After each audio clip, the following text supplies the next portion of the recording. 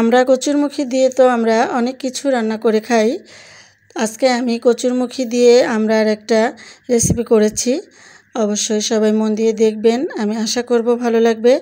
আসসালামু আলাইকুম প্রিয় দর্শক, জেসমিন ক্যাফে ব্লগসে আমন্ত্রণ জানাচ্ছি নতুন রেসিপি দেখার জন্য। আজকের রেসিপি আমড়া দিয়ে কচুরমুখীর টক রান্না করব। তো এখানে আমি প্রথমে কচুরমুখী নিয়েছি। কচুরমুখীগুলা কিন্তু খুবই সুন্দর ছিল, বড় বড়, আর আমড়াগুলাও বেশ ভালো ছিল, বড় বড় ছিল। এখানে 5টা আমড়া নিয়ে নিয়েছি। খেয়াল রাখবেন আমড়াগুলা কিন্তু বতি হতে হবে, অর্থাৎ আমড়াগুলা কিন্তু বড় হতে হবে, তাহলে আপনার এই রান্নাটি কিন্তু সুস্বাদু হবে। তো আর কথা না, এবার চলে গেলাম মূল রেসিপিতে। একটা ফ্রাই প্যান নিয়েছি আর দিয়ে দিলাম পরিমাপ মতো তেল। এখানে 2 টেবিল চামচ মতো সাদা তেল আছে। আর রসুন বাটা দিয়ে দিলাম সামান্য একটু। রসুন আর আদা একসাথে বাটা ছিল, 2টা মিলে 1 চা চামচ হবে। এখন আমি সরাসরি কচুরমুখীগুলো দিয়ে দিলাম। কচুরমুখীগুলো কিন্তু খুব ভালো করে ধুয়ে নেবেন। প্রথমে কেটে একটু লবণ দিয়ে ভালো করে চটকে চটকে ধুয়ে নিলেই হয়ে যাবে, বা গরম পানি দিয়েও অনেকে ধুয়ে নিতে পারেন, কোনো সমস্যা নাই। এখন দিয়ে দিলাম আমড়া। কচুরমুখী আর আমড়া কিন্তু আমি একই ধরনের লম্বা করে কেটে নিয়েছি, তো যেভাবেই কাটেন অসুবিধা নাই। আমড়া আর কচুরমুখীকে ভালো করে তেলে একটু ভেজে নিচ্ছি। ভিডিও ভালো লাগলে একটা লাইক দিবেন, শেয়ার করবেন, আমার পাশে থাকবেন। আর এখানে আমি 2 মগ অর্থাৎ কফি মগের 2 মগ পানি দিয়ে দিলাম। প্রথমে আমি আমড়া আর কচুরমুখীকে সিদ্ধ করে নিব। সামান্য একটু লবণ দিয়ে দিয়েছি, পরবর্তীতে কিন্তু আরও লবণ লাগবে। আর সামান্য একটু হলুদ দিয়ে দিয়েছি, এটা পরিমাপ মতো দিয়েছি, বুঝে দিয়েছি। এবার আমি ঢাকনা দিয়ে মিডিয়াম টু লো ফ্লেমে এই সিদ্ধ করে নিচ্ছি আমড়া আর কচুরমুখী। 5-6 মিনিট পরে ঢাকনাটা খুলে এখানে 5-6টা কাঁচামরিচ দিয়ে দিলাম। এবার ভালো করে নেড়েচেড়ে আবারও ঢাকনা দিয়ে কচুরমুখী আর আমড়া সিদ্ধ হওয়া পর্যন্ত রান্না করে নিব।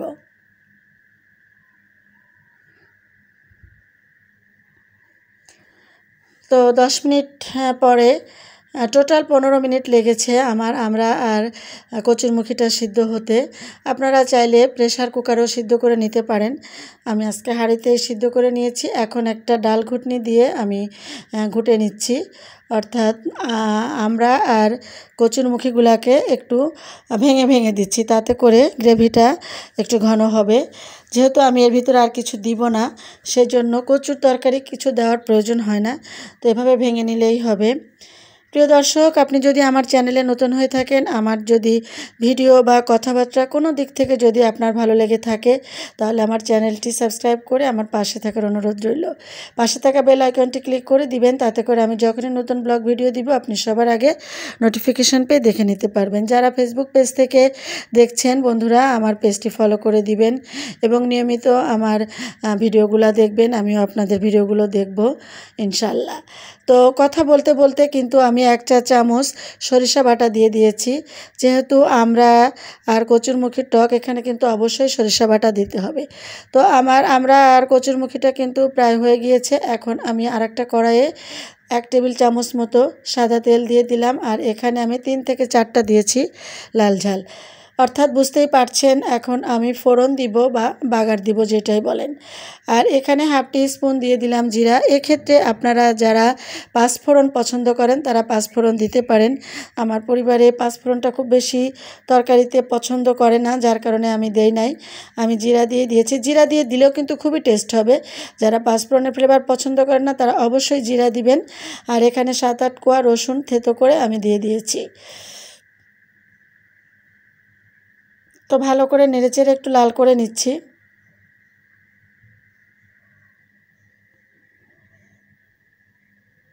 এখন আমি যে মিশ্রণটি হয়ে গিয়েছে সেটাকে ঢেলে বাগার দিয়ে দিলাম। আর বাগার দেওয়ার পরে কিন্তু ঢেকে দিবেন, তাতে করে বাগারের যে সেন্ট সেটা কিন্তু অটুট থাকবে।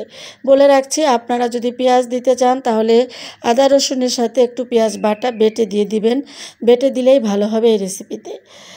তো আমার ভুল হয়ে গিয়েছে, আমি কিন্তু পেঁয়াজ বাটা দিয়েছিলাম, বলতে ভুলে গেছি, ক্ষমা সুন্দর দৃষ্টিতে দেখবেন। আপনারা আদা রসুন বাটার সাথে একটা পেঁয়াজও বেটে দিয়ে দিবেন। তো বাগার দেওয়ার পরে কিন্তু ঢেকে দিলে যে একটা সুন্দর একটা ফ্লেভার থাকে সেটা কিন্তু অটুট থাকে।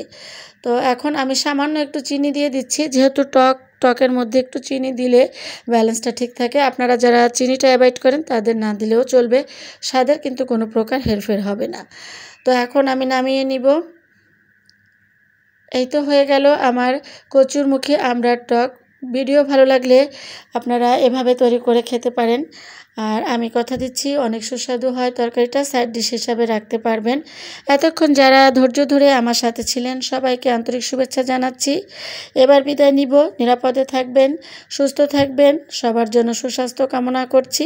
নিজের দিকে খেয়াল রাখবেন, পরিবারের দিকে খেয়াল রাখবেন, আমার জন্য দোয়া করবেন এবং সবাই আবারও বলছি নিরাপদে থাকবেন। আল্লাহ হাফেজ।